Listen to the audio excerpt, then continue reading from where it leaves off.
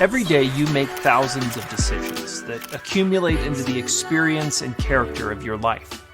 What you'll eat, what you'll wear, what you'll drive, listen to, buy, and discuss.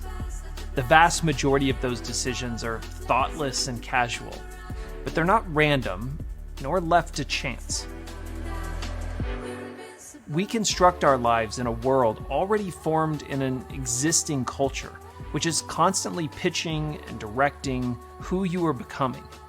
They tell us what we should look like, what we should want, how we should respond, and what we should believe. Our faith in Jesus doesn't inoculate us to these influences. Quite unnoticed, the world can form in us desires, which we imagine are natural and common. It seems to have always been this way. When you read the Bible, a story anchored in the Israelite people, it's easy to imagine that Israel was powerful and influential, the center of the story. But for most of their history, they were far from powerful. In fact, they too looked at their own lives and realized that the people around them seemed to be doing so much better. They had greater cities, bigger armies, and better harvests. Israel found who they were becoming also impacted by the world in which they lived. Take the Philistines as an example. The Philistines were a neighbor situated on the plain between Israel and the Mediterranean. The Philistines were known for their technological innovations in metal and also for their walled cities, powerful kings, and exotic culture. For the impoverished Israelites scraping out a living in the hills above, the possibilities and expectations of their neighbors filled them with restless desires of their own. If there was an image that embodied the power and possibilities of Philistia, it was a king, the pinnacle of the ancient world's wealth, power, and possibility. A king was the common denominator of all the great civilizations, from these Philistines to the semi-divine pharaohs of Egypt. But Israel had no king, and they never had. I think you understand their desire, though. Maybe not for a king, but for that missing piece of the good life. Happiness, peace, prosperity, respect, admiration, and that thing which promises it all. You see it on billboards and screens, magazines and bus stops. Subtly, a desire forms in you, a desire to have and be like what you see around you. And so too, Israel became obsessed with the possibility of a king. The Bible records Israel's demand. Give us a king to judge us like all the other nations have. Samuel, their prophet, tried to push back, warning them that the king would only enslave them again and use them and their possessions. They had God as their king, far better than a man.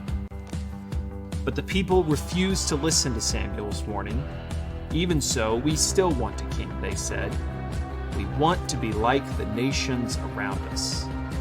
Our king will judge us and lead us into battle. Israel rejected the uniqueness by which God had called and led them. More than anything, they wanted to be like everyone else. The Old Testament has a great word for the unique way in which God wanted to lead his people. They were supposed to be a peculiar people. And it was by their uniqueness that God wanted to use them to be a light and a blessing to all other nations. I wonder if we even know what that word means. Who wants to be peculiar? Who wants to be strange and misunderstood? We want to be like everyone else. But in so doing, Israel risked abandoning how God intended to use them amongst the other nations. How could Israel not see this? After he had rescued them while they were slaves, after he had called nobodies like Gideon to lead them to victory, after he had blessed outsiders like Ruth who were ignored and forgotten by everyone else, after he had spoken to the least of them, like the boy Samuel in the tabernacle, couldn't they at least recognize that God led in ways the world didn't? God's story is a resounding echo of his blessing on their uniqueness. But Israel could only see it as a curse, an embarrassment. All they wanted was to be normal, like everyone else. I wonder if we can still recognize it. Recognize that God is using things this world despises, turning the values of this world upside down, forming for himself peculiar people, and by them blessing the world distracted by its infatuations. Who isn't guilty of failing to embrace all that we have been given? The freedom Christ has offered from the enslavement of our own expectations and obsessions. But now is that moment, a new moment, a chance to turn away from the pressures of this world and to instead live into the fullness of life God is offering. A peculiar way of peace and joy and fullness. Listen.